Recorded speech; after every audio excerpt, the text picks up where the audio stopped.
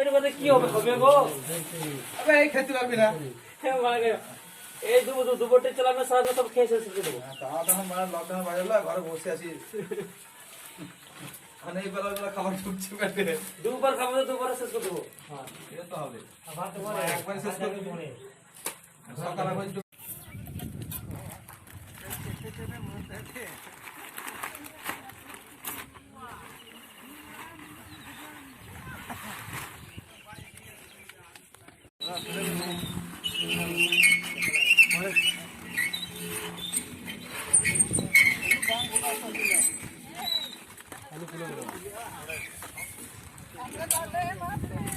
আলু না ফুললে আনতে হবে।